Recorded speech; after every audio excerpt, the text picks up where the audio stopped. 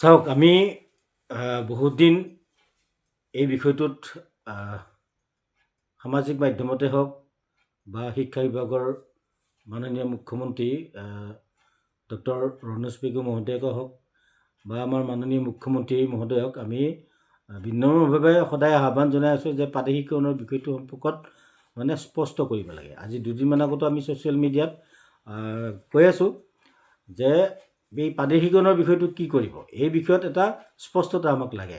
আৰু ইতিমধ্যে আজি আমি ছ'চিয়েল মিডিয়াৰ যোগেদি আমি এটা সদৌ অসম অপ্ৰাদেশিত শিক্ষক কৰ্মচাৰী সংস্থাই এটা মানে মাননীয় মুখ্যমন্ত্ৰী মহোদয়ৰ পৰা এটা স্পষ্টীকৰণ বিচাৰিছিলোঁ। আৰু এই স্পষ্টীকৰণটো বিচাৰিছিলোঁ যে 28 জানুৱাৰীৰ ভিতৰত আমাৰ এই প্ৰাদেশিকৰণৰ বিষয়টো কি কৰিব, প্ৰাদেশিকৰণ হ'বনে নহয় এই সম্পৰ্কত, বা প্ৰাদেশিকৰণ যদি নহয় তেতিয়াহ'লে আগন্তুক 1 ফেব্ৰুৱাৰীৰ পৰা আমি অবিৰতভাৱে আমি আন্দোলনৰ বা প্ৰতিবাদী কাৰ্যসূচী ল'ম বুলি ইতিমধ্যে আমি সামাজিক মাধ্যমত ঘোষণা কৰিছোঁ। আৰু আপোনালোকে চাওক, মই ইমান দিন কৈ আহিছোঁ যে সামাজিক মাধ্যমৰ এটা এনেকুৱা শক্তি আছে, এই শক্তি বা যে যিকোনো কাৰণতে নহওক, মাননীয় মুখ্যমন্ত্ৰী মহোদয়ে দায়বদ্ধতাৰ খাতিৰতে হওক, আজি কিন্তু তেওঁ এটা কথা ক'লে যে তেওঁ ছ'চিয়েল মিডিয়াত ক'লে যে 2 এদিনতে শিক্ষা বিভাগক আমাৰ প্ৰাদেশিকৰণৰ যিটো আবেদনৰ পৰ্টেল, এই পৰ্টেলটো খুলি দিয়াৰ কাৰণে নিৰ্দেশ কৰা বুলি কৈছে। এই কথাটো আপোনালোকে শুনি লওক। ভেঞ্চাৰ স্কুলৰ শিক্ষকৰ পৰ্টেলটো মই খুব সোনকালে মুকলি কৰি দিবলৈ শিক্ষা বিভাগক মই জনাইছোঁ। মই বিশ্বাস কৰোঁ যে ৰণোজ পেগু ডাঙৰীয়াই খুব সোনকালে ভেঞ্চাৰ স্কুলৰ আবেদনৰ পৰ্টেলটো মুকলি কৰি দিব। আজি মই বিশেষ আপোনালোকক আমনি নকৰোঁ, কাৰণ ময়ো যাব ওলাইছোঁ। আপোনালোকে আশীৰ্বাদ কৰিব।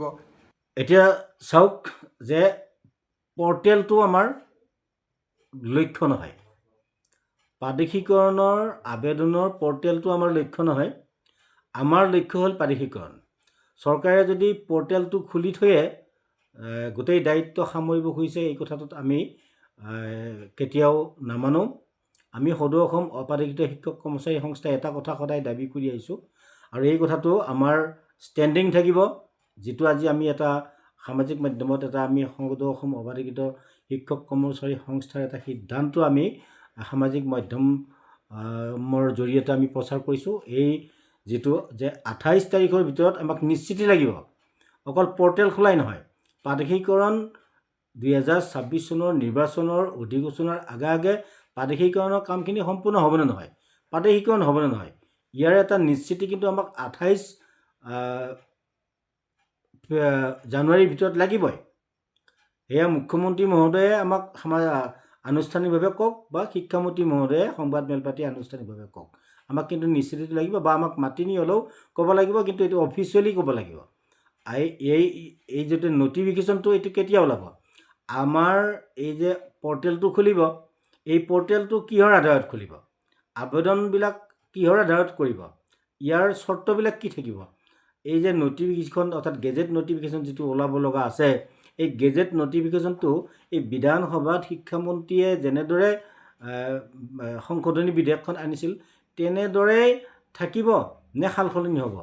যদি সাল সলনি নহয়, তেনেহ'লে যদি বিধানসভাত শিক্ষামন্ত্ৰীয়ে যেনেদৰে সংশোধনী আনিছিল তেনেদৰেই যদি বিধেয়কখনৰ নটিফিকেশ্যনটো ওলায় বা গেজেট নটিফিকেশ্যনটো ওলায়, তেতিয়াহ'লে আমি প্ৰাদেশিকৰণৰ পৰ্টেল খোলা নোখোলা এইটো মানে কোনো অৰ্থ নাথাকিব। গতিকে আমাক এটা কথা স্পষ্ট, আমাৰ সদৌ অসম অপ্ৰাদেশিত শিক্ষক কৰ্মচাৰী সংস্থাই এটা কথা স্পষ্ট, শ্ৰদ্ধাৰ শিক্ষাগুৰুসকলক এই ভিডিঅ'টোৰ যোগেদি এই কথাটোকে ক'ব খুজিছোঁ, আপোনালোকে কিন্তু মুখ্যমন্ত্ৰী মহোদয়ে এই যিটো কথা ক'লে আজি যে পৰ্টেল খুলি দিব আবেদনৰ, প্ৰাদেশিকৰণৰ কাৰণে আবেদনৰ কাৰণে পৰ্টেলটো খুলি দিব বুলি কোৱাৰ লগে লগে কিন্তু আশ্বস্ত হৈ আপোনালোক বহি নাথাকিব। এইবিলাক হ'ল এওঁলোকৰ ৰাজনীতি। এই পৰ্টেলটো খুলি দিব, কিন্তু কিহৰ আধাৰত খুলিব, আইনখন সংশোধন আমি বিচৰা ধৰণে হ'বনে নহয়, এই ক্ষেত্ৰত কিন্তু স্পষ্টতা লাগিব।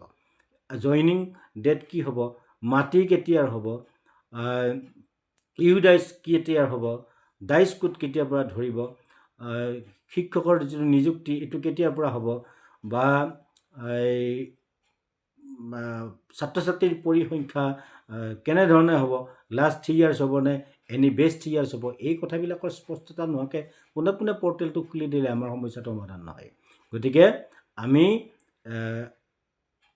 আমাৰ যিটো সিদ্ধান্ত, এই সিদ্ধান্তটো এতিয়াও মানে অটল হৈ আছে যে আমি 28 জানুৱাৰীলৈকে আমি বাট চাম। আৰু ইতিমধ্যে আমি দৰকাৰ হ'লে আমি সামাজিক মাধ্যমৰ জৰিয়তে বাদেও আমি শিক্ষামন্ত্ৰী মহোদয়ক লগ কৰিম বা বিভাগীয় আমাৰ যি উচ্চপদস্থ বিষয়া তেওঁলোকক লগ কৰিম। আমাৰ কথাখিনি তেওঁলোকক আচলতে ফৰ্মেলি জনাই উঠাৰ পিছত চৰকাৰখনে আমাৰ এই কথাখিনি গুৰুত্ব দিয়ে নে নিদিয়ে তাৰ ওপৰত নিৰ্ভৰ কৰিব।